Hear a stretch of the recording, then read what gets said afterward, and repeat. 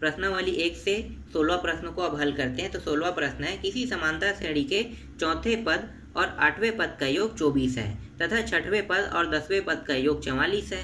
इस समांतर श्रेणी के पहले 3 पद ज्ञात कीजिए। हमें पहले 3 पदों का मान निकालना है, मतलब ए बी सी का मान निकालना है। सिंपल सी बात है, ए बी सी का मान आपको निकालना होगा। तो चलो इसको कैसे हल करेंगे।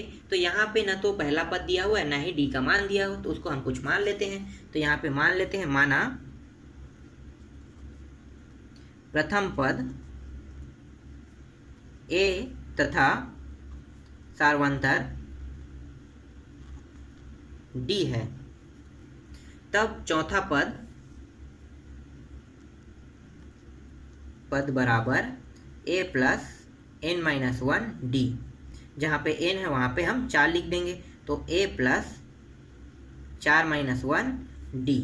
आगे ये हल होगा तो ये हो जाएगा a प्लस 4 में घटा देंगे तो 3 आ जाएगा, और ये d का गुणा कर देंगे तो 3d आ जाएगा। तो चौथा पद निकल गया। इसके बाद हम लोग 8वें पद को निकाल लेते हैं। तो 8वां पद बराबर a plus n minus 1 D.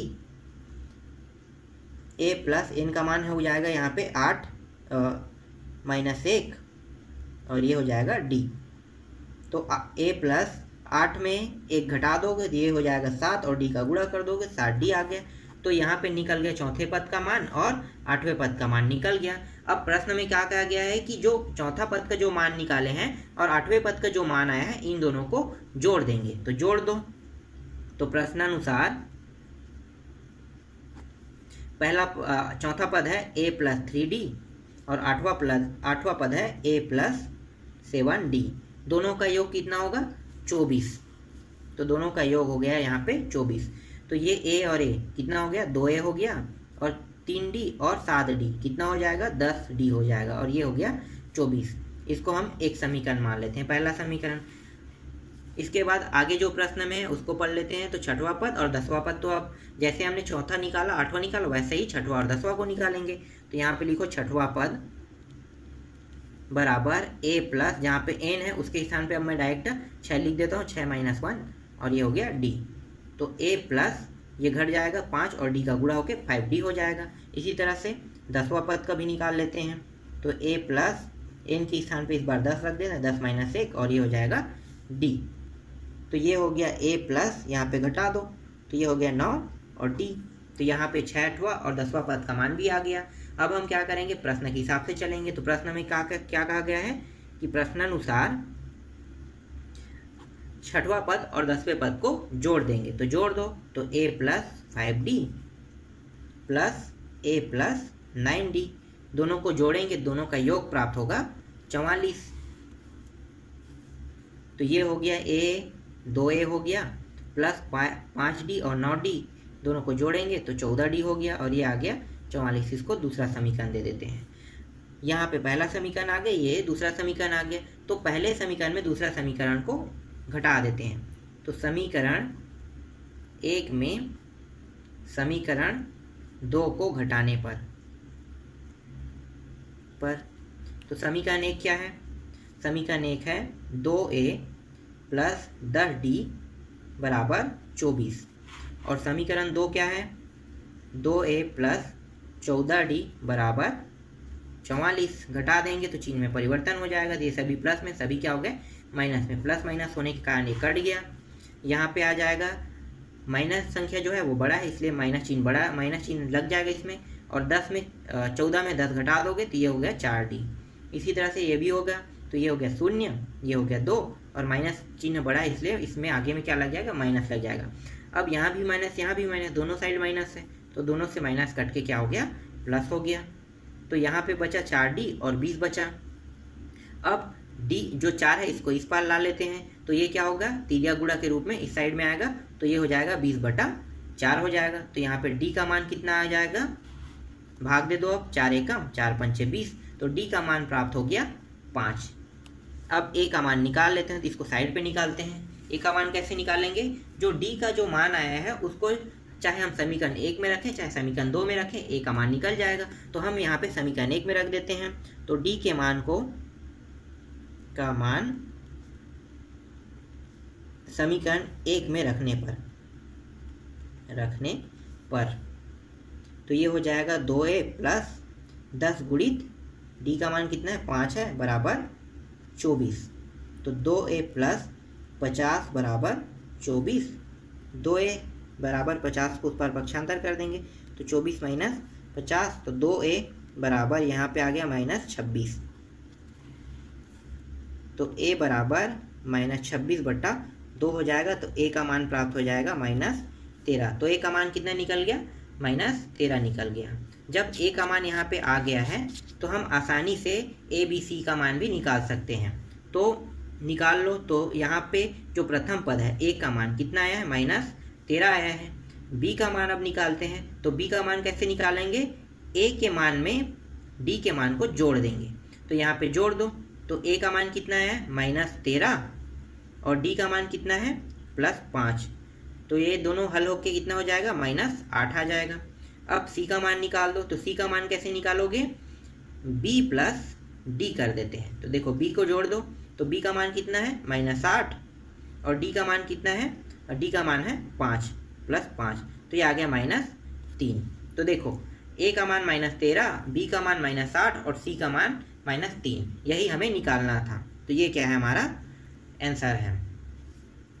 अगला प्रश्न है 3 अंकों वाली कितनी संख्या 3 से विभाज्य है? तो आप यहाँ पे जान लो कि 3 अंकों की सबसे छोटी संख्या क्या होती है और 3 अंकों की सबसे बड़ी संख्या क्या होती है। तो 3 अंकों की सबसे जो छोटी संख्या है वो है 100 और 3 अंकों की सबसे बड़ी संख्या है वो 999।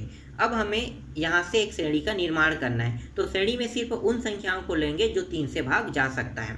तो 3 से 100 भाग नहीं जा सकता। तो जो 100 है वो श्रेणी में नहीं आएगा। उसके बाद 101 है। 101 भी 3 से भाग नहीं जा रहा है, इसीलिए 101 भी श्रेणी का हिस्सा नहीं होगा। उसके बाद आता है 102। 102 जो है वो 3 से भाग जा रहा है, तो श्रेणी का जो पहला पद निकल गया वो 102 आएगा। उसके बाद आगे बढ़ते हैं तो 103, 104 ये भी 3 से भाग नहीं जाएगा, तो इसको भी हम श्रेणी में नहीं लेंगे। उसके बाद आता है नेक्स्ट जो है वो 105 है। 105 जो है वो 3 से भाग जा रहा है, तो हम क्या करेंगे? 105 को श्रेणी का दूसरा पद मानेंगे। तो यहाँ पे हो गया 105 श्रेणी का दूसरा पद। और 999 जो अंतिम में है ये क्या है? 3 से भाग जा रहा है, तो इसको हम लिख लेते हैं अंतिम पद। इसको अभी जो हमने निकाला है इसमें पहला पद द्वितीय पद, इसको क्यों निकाले हैं? क्योंकि पहला पद हमें एक ही आवश्यकता है और दूसरा पद से हम क्या निकाल सकते हैं? डी का मान निकाल सकते हैं, इसीलिए हमने 2 पदों को यहाँ पे लिया। तो चलो ए का मान क्या है? ए का मान है 102 और डी का मान है, दूसरे पद में पहले पद को घटा देते हैं। तो ये हो गया 3 प्राप्त हो गया। तो देखो ए और डी का मान निकल गया, इसीलिए हमने श्रेणी के 2 पदों को ठीक, इसीलिए हमने 2 पदों तक यहाँ पे लिया है। उसके बाद यहाँ पे जो 999 है ये क्या है? हमारा अंतिम पद है। तो यहाँ पे अंतिम पद चाहे एल लिखो चाहे एन लिखो या एनवा पद लिखो, तो मैं यहाँ पे एनवा पद लिख लेता हूँ। एनवा पद का मान कितना रखेंगे? 999 रखेंगे। अब सूत्र में मान रख देते हैं। तो सूत्र है एनवा पद बराबर a plus n-1 d। a का मान 102, n का मान हमें पता नहीं, तो n का मान हमें क्या करना है? ज्ञात करना है। ये एनवा पद है ना, n का मान नहीं है। इसको आप थोड़ा सा याद रखना, जहाँ पे एनवा पद कहा जाएगा वहाँ पे क्या होगा? n का मान निकालना होगा, और जहाँ पे एनवा पद दिया रहेगा उसको हम यहाँ पे लिखेंगे। ठीक है, ये आप लोग थोड़ा सा याद रख लेना। इसके बाद d जो है वो यहाँ पे आएगा 3। तो एनवा पद का मान कितना है? 999 है। 102 को अब इस पार ला लेते हैं पक्षांतर करके, तो ये हो जाएगा -102 हो जाएगा। यहाँ पे बचेगा क्या? यहाँ पे बचेगा n-1 और 3 बचेगा, तो इसको घटा देते हैं। तो ये प्राप्त हो रहा है 897 बराबर, इसको गुणा कर दो तो 3n-3 हो गया। इस 3 को इस साइड ला लेते हैं, इसको भी पक्षांतर करके, तो ये हो जाएगा 897 + 3 बराबर 3n। तो ये पूरा को जोड़ देते हैं, तो ये हो जाएगा 900 बराबर 3n। यहाँ से 3 को इस साइड में ला लेते हैं, इसको भी, तो ये हो जाएगा तिर्यक गुणा के रूप में नीचे में आ जाएगा और यहाँ पे बचेगा n। इसको भाग दे दो तो ये हो गया 3 तिया 3 शून्य 3 शून्य, तो n का मान आ गया 300। तो यही हमें क्या करना था? ज्ञात करना था एनवा पद का मान। 18वां प्रश्न है समांतर श्रेणी 3 8 13 253 में अंतिम से 10वां पद ज्ञात कीजिए। इस बार हमें क्या ज्ञात करना है? हमें अंतिम से 10वां पद ज्ञात करेंगे। तो जो श्रेणी है उसको पलट लेते हैं। तो श्रेणी का जो पहला पद बन जाएगा वो हो जाएगा 253 बन जाएगा। उसके बाद पीछे का जो मान है वो क्या है, 13 है, फिर 8 है, फिर 3 है। अब यहाँ पे पहला पद कौन होगा, पहला पद ये बन जाएगा जब पलटते हैं श्रेणी को। तो ए का मान आ गया 253। अब डी का मान निकालते हैं। देखो इसमें दूसरा पद नहीं दिया है, तो हम क्या करेंगे, दूसरा पद नहीं दिया है तो हम तीसरा पद में दूसरा पद को घटाएंगे। अगर तीसरा पद भी नहीं दिया है, तीसरा और दूसरा पद भी नहीं दिया है, तो क्या करेंगे, चौथा पद में तीसरा पद को घटाएंगे। इसका मतलब ये है कि मतलब हमें पीछे वाले पद में आगे वाले पद को घटाना है। तो देखो ये पीछे वाला पद है, तो पीछे पद वाले पद में आगे वाले पद को घटा देंगे तो हमारा डी का मान आ जाएगा। यहाँ भी वैसे ही कर सकते हैं, पीछे वाले पद में आगे वाले पद को घटा देते हैं। तो देखो पीछे वाला पद क्या है, 8 है, और आगे वाला पद क्या है, 13 है। यहाँ पे देखो पीछे वाला पद क्या है, 3 है, आगे वाला पद क्या है, 8 है। तो देखो दोनों को हल करते हैं, दोनों में एक ही आएगा। तो पीछे वाला पद 8 है, 8 में घटा दो 13 को, तो ये आ गया -5। इसी तरह से अगर मैं इसको भी लेता हूँ, पीछे वाले पद में आगे वाले पद को घटा देंगे तो भी आएगा। तो ये हो जाएगा 3 - 8, तो ये हो गया -5। तो देखो -5 प्राप्त हो रहा है। मतलब क्या है, जो हम यहाँ पे मैंने आपको जो तर्क बताया है वो एकदम सही बैठा है। ठीक, तो ये आपको किसी भी प्रकार के डाउट ना हो इसलिए दोनों को मैंने हल करके बता दिया। हमेशा क्या होता है, पीछे वाले पद में आगे वाले पद को घटा दिया जाता है, तो वैसे ही मैंने यहाँ पे किया है। ठीक, तो ये आ गया आपका डी का मान आ गया। अब आगे हल करते हैं 10वां पद निकालने के लिए। तो 10वां पद बराबर a प्लस, जहाँ पे n रहेगा वहाँ पे क्या लिखेंगे, 10 लिखेंगे, -1, और d का मान अभी चलो यहाँ पे d लिख लेते हैं। अब यहाँ पे a के मान को रख लो, तो a का मान है 253 प्लस n का मान, ये दोनों क्या हो जाएगा, घट जाएगा, तो घट के हो गया 9, और d का मान कितना है, -5। तो ये हो गया 253 और 9 गुणित 5 कर देंगे, 9 पंचे 45, और ये प्लस है माइनस है, गुणा होके क्या हो जाएगा, माइनस, तो -45 प्राप्त हो जाएगा।